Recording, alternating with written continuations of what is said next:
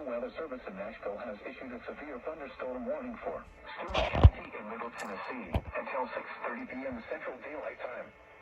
At 6 p.m. Central Daylight Time, a severe thunderstorm was located near Paris Landing State Park, moving northeast at 70 miles per hour. Hazard, 60 miles per hour wind gusts and penny-size hail. Source, radar indicated. Impact, expect damage to roofs, siding, and trees. Locations impacted include Dover, Big Rock, and land between the lakes.